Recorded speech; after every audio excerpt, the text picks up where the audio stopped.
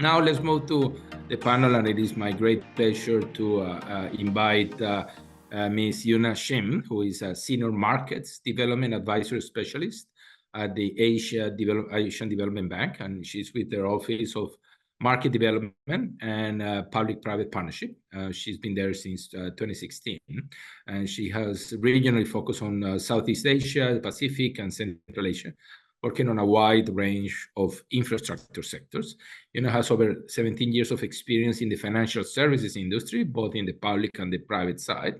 Prior to joining AfDB, Euna worked at the Korean Development Bank, Citigroup, and Societe Generale.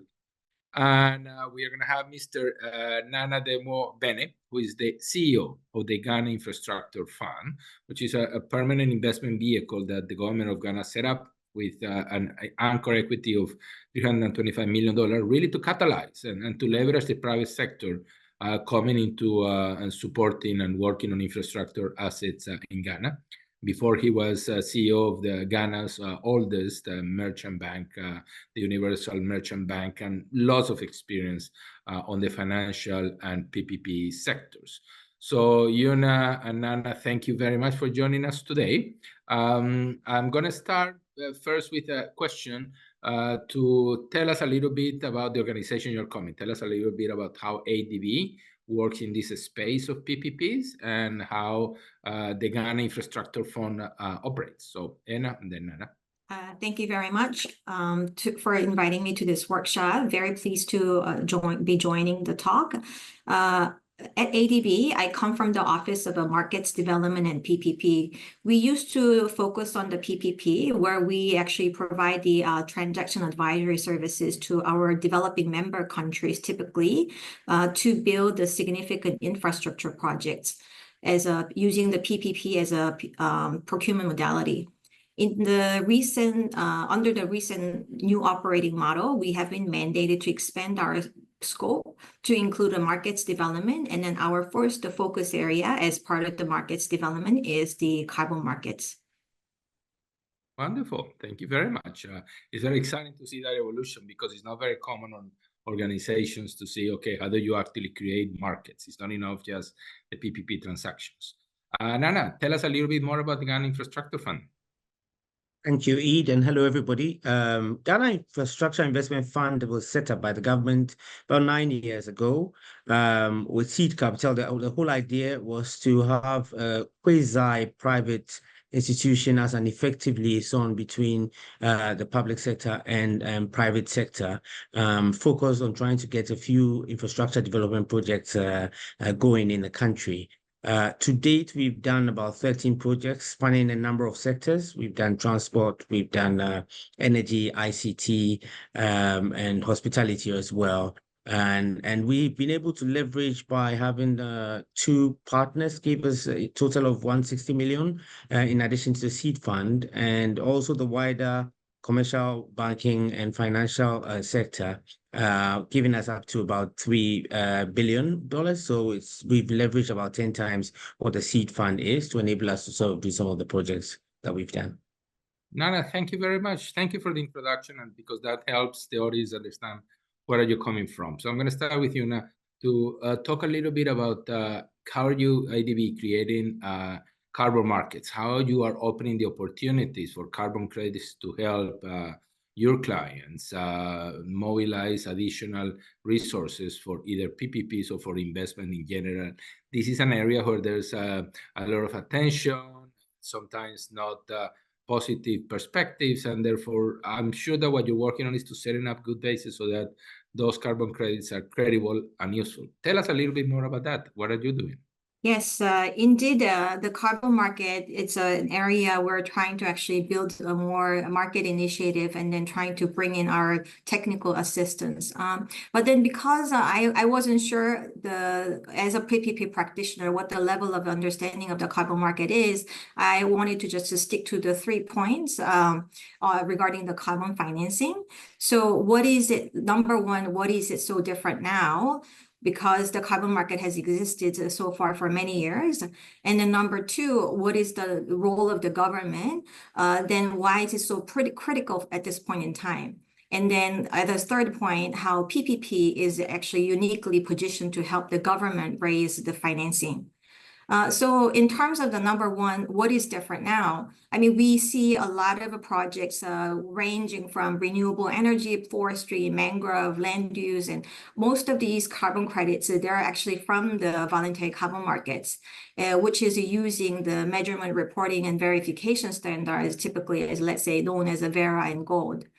And then these credits are sold to the corporates, which have voluntarily committed to actually reduce their carbon footprints through their own measurements or through these offset credits.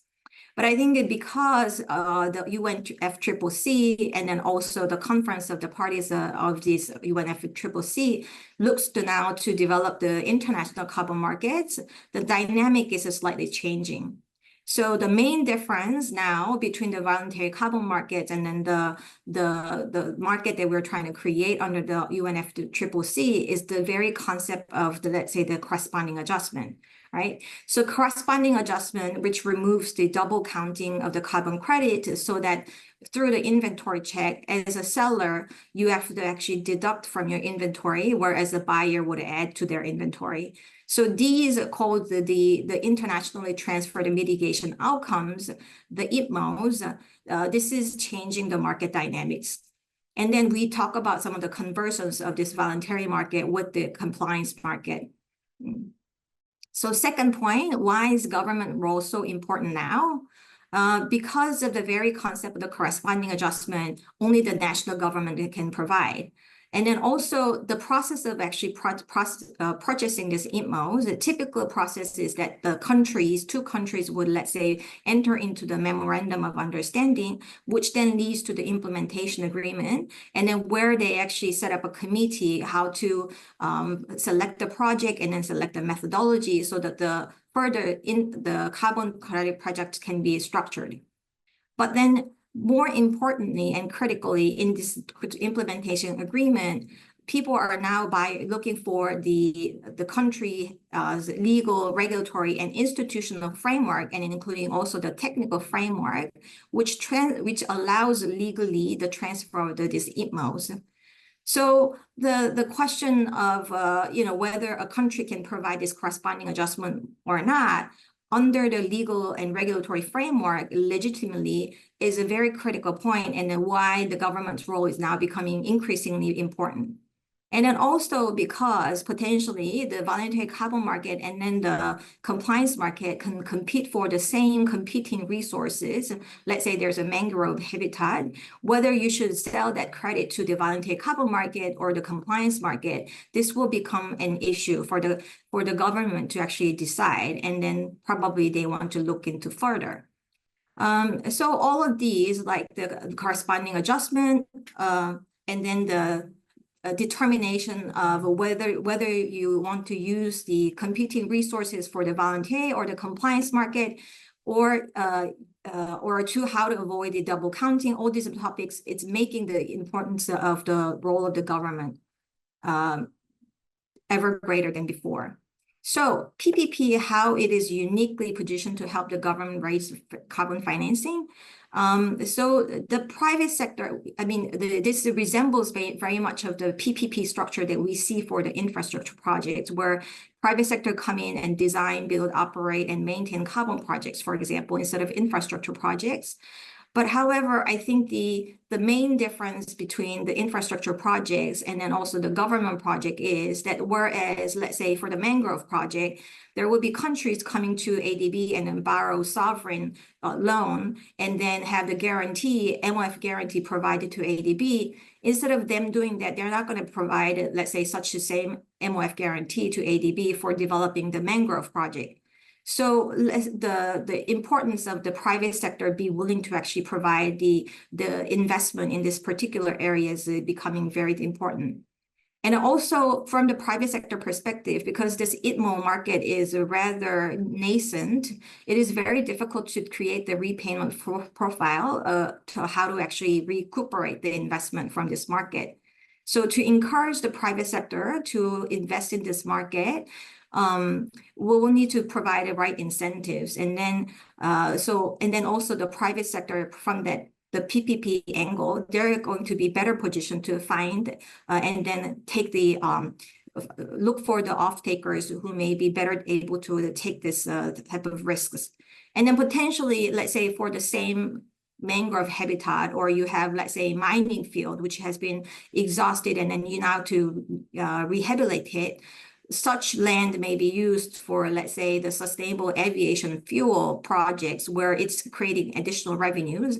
And then such projects may be also bid out so that, potentially government can have a profit sharing scheme so that instead of, let's say, having to have a repayment structure where you have to know exactly what price that you're bidding at, you're building this type of structure at, you maybe just to have, let's say, highest the bidder with the profit sharing scheme with the government, they have the project as a winning bidder. So, and then just as similarly as any other PPP project, maybe we can provide a pre-feasibility study for such type of projects, and then provide grants and concessional loans, and then maybe just as the concept, using the export credit agency concept, maybe, perhaps they can provide concessional loans, so where they have the right to purchase the ITMOs coming from these projects. So I think, and I understand that some countries, they're very reluctant to sell these type of carbon credits, thinking that later on they have to repurchase at a higher price in case they need to meet the NDC target. However, maybe looking for the niche areas where investment may not be available unless the private sector actually prioritize and invest in such areas, moving away from the status quo and then doing nothing to creating value, I think it will be much more important. Absolutely, Anna. Thank you very much. And actually, you mentioned several examples of nature as part of the carbon markets. And I just want to close the loop to say that many of the infrastructure projects on PPPs are facing increasing risk due to climate change. And therefore, nature-based solutions are emerging as an important part of the toolkit to allow these projects to be able to become more resilient and better adapted to those climate change. So trying to connect the dots and then figuring out if an infrastructure project needs to, in a way, do a combination of seawalls and mangrove creation, or a road project needs to manage the watershed to reduce flood risks, then why not having as part of that process to design these nature-based solutions in ways that carbon credits can be captured. So I think that just to close the loop on the many interesting points that you were saying, and some of the audience who tends to be focused only on the infrastructure side, the new trends on really bringing infrastructure, nature, biodiversity, and eventually carbon credits is, I think, a potential important source of revenue and the generator of many multiple benefits looking forward. Let me go to Nana. And actually, you gave us a great teaser of leveraging 1 to 10. So tell us about the creative ways in which you are able to use the seed funding that the government of Ghana gave you to mobilize sources of funding that leverage even further private financing. Well, thank you very much, Ed. I think for us as Ghana Infrastructure Investment Fund, we see our role very much as a key connector between the private sector and government, because we run ourselves like, if you like, a sovereign fund, which is run very much along the lines of private equity. And so there's a lot of focus when we sort of initiate projects on project development that can prove the bankability of these projects. In recent time, what we've also found is that for most of our partners, they actually want to be able to see a sustainable commitment from the government side in any sort of PPP, in terms of something that is away from the fiscal budget per se, which sometimes is wrought with a lot of uncertainty. And so one of the ways in which we have started to do some of the emerging projects is to look for some sort of ring-fenced pools of revenue, which we can then sort of get the government to contribute as part of a project. So an example I will give to you is a road project, which we have recently initiated to do. It's a highway project in Ghana. It's between the main Accra city and Tema, which is a twin sort of city next to it. In order to get the viability of the project going, we needed the government to provide some seed fund as a commercial viability fund, which will help the commercial viability of the project.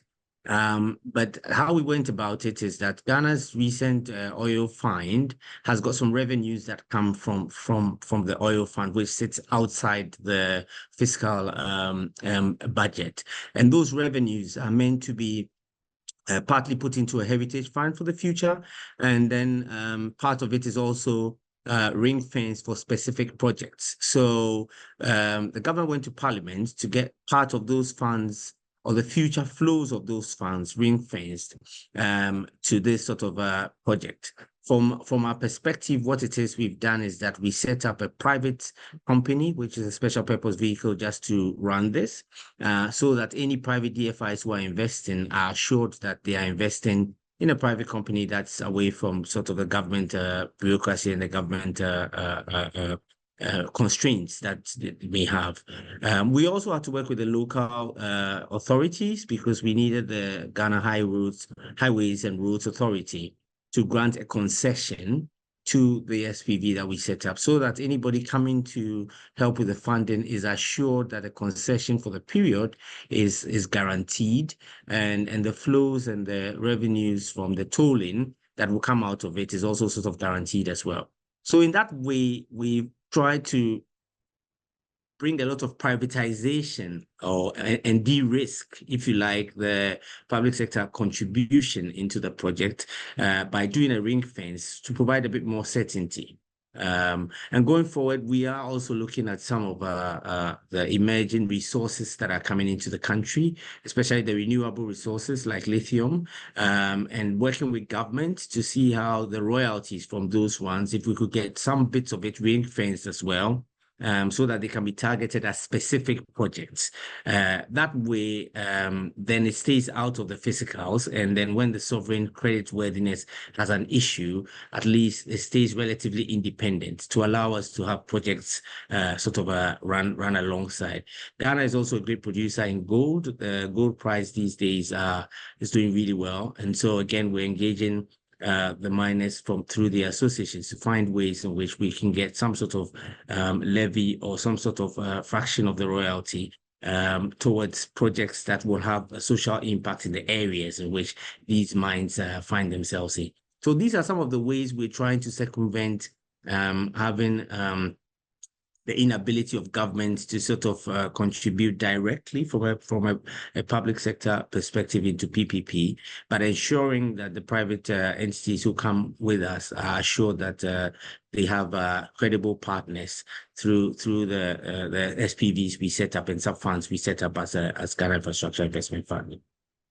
Wonderful. I really like this new perspective that we haven't heard in the panel, which is royalty flows to be able to benefit PPPs in the areas where the mines are located. And actually, I find really an exciting example of how do you actually get creative in opening up new sources of revenue. And as you said, earn the trust of the private sector that those sources of the public funding is going to be reliable and credible in that process.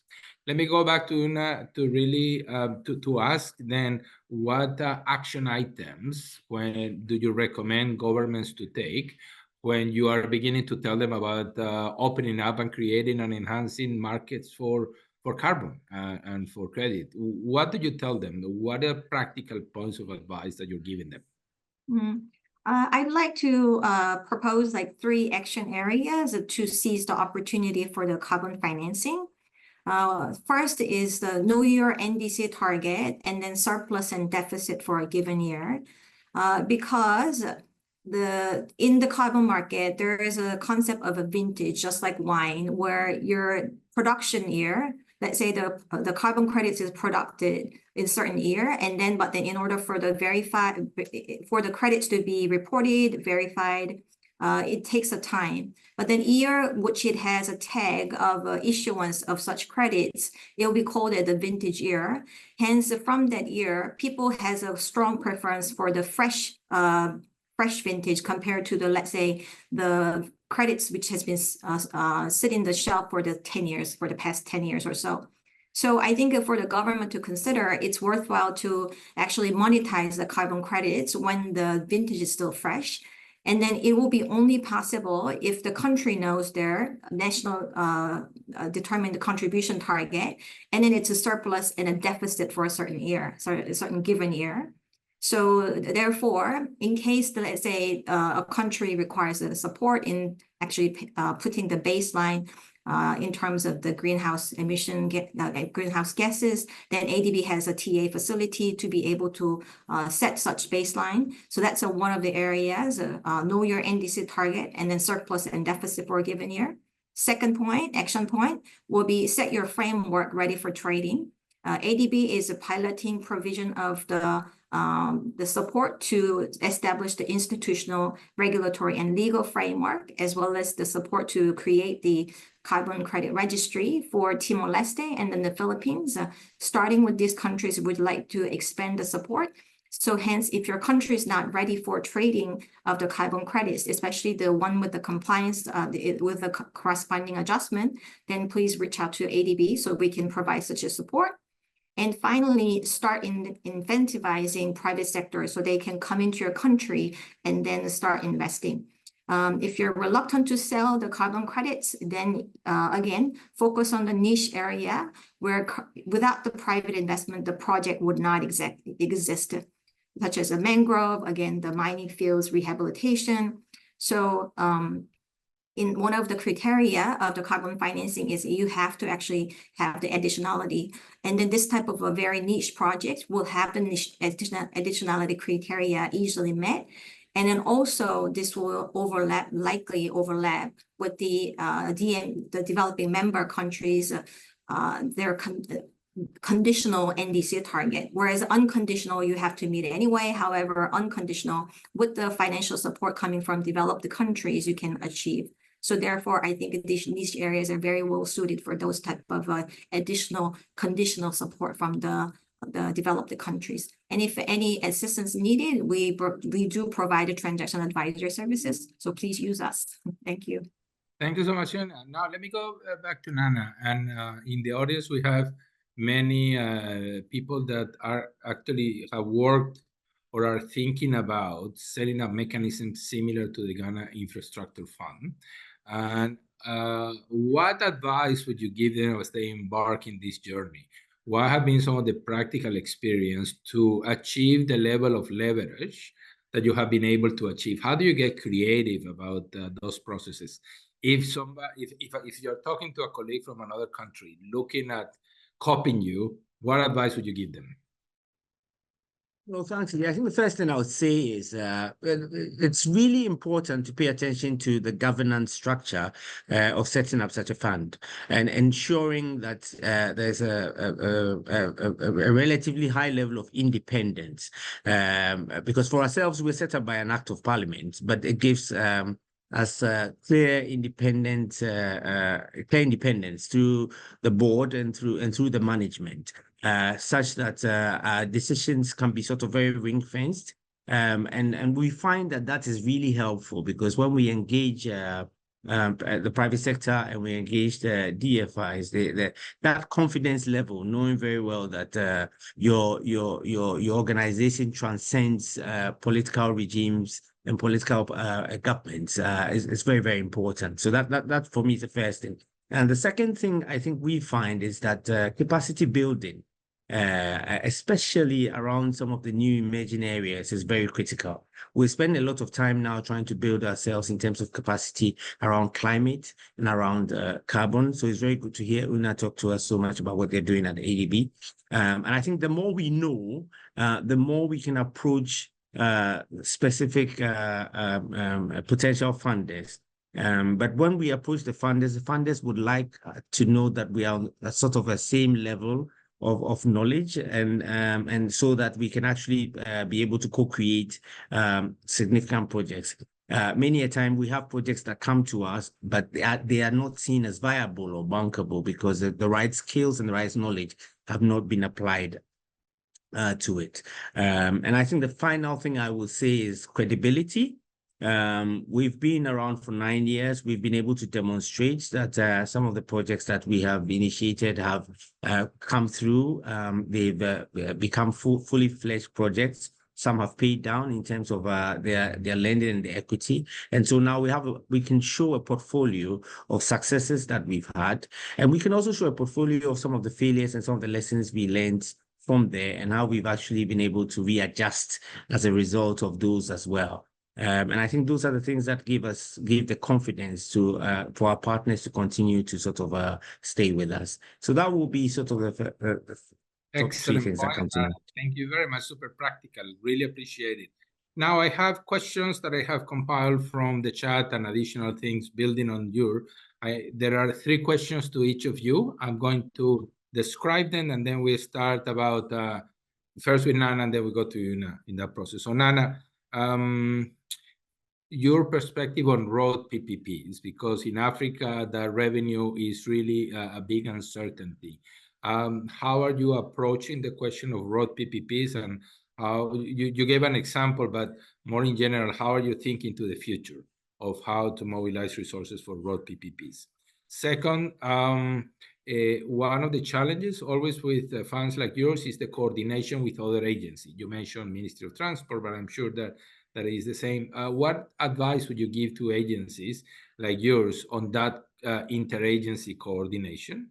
And then finally, if you can say a few words of regulatory constraints that you have found outside. You talk about you have a good governance, but I'm sure that there are all these other constraints out there that make your job more difficult. Can you say a few words to see, and how have you gone about resolving and making sure that those are lifted? Euna, 3 questions for you. Can you say a few more words about the voluntary and the compliance markets? How do you recommend, how do you differentiate, how do you explain to your clients which route to take in terms of sales? Second, I personally like very much the word vintage for those carbon credits. I think that increases the value. Experiences on verification and credibility. How do you actually recommend countries to become more credible in that process? And the third one is your sense of trends going forward. What would you project in the next 3 or 5 years in the carbon markets? Are they going to stabilize? Are they going to struggle? What do you think to the future? So Nena, why don't we go first to you with these 3 questions? Thanks, Eddie. So I mean, I'll start with the road PPPs, and as you said, and as you can imagine, it's always very difficult to prove the viability of them, given the levels of traffic and the levels of values as well to make these projects bankable. What I think one of the opportunities we are exploring is looking to see who are the other stakeholders who are actually involved in benefiting from sort of the roads. So, for example, roads that are coming out of the ports. And therefore the port operators and those who are sort of doing the transportation and the logistics out of the ports, so that some of the tariffs that come from there could be also harnessed as part of the commercial viability gap that will be created. So we try and look wider than the primary users. I think Jeff was, in his presentation, was alluding to something similar in that sort of nature. And that's how we're beginning to now think around when it comes to road PPPs, because we acknowledge that if we just focus on the primary user, most of the projects will not be commercially viable. So that's where part of the ways. That's why we talk about the mines in their areas. We talk about the ports in their areas as well, and any of the other industries that are around where some of these roads will sort of go through, to see if their contributions can come and close the gap in terms of the viability that we work on. The second question, which is around how do we coordinate the agencies? In our experience, what we found is that we normally have to identify a champion within sort of the government bureaucracy. So our sector ministry is the Ministry of Finance.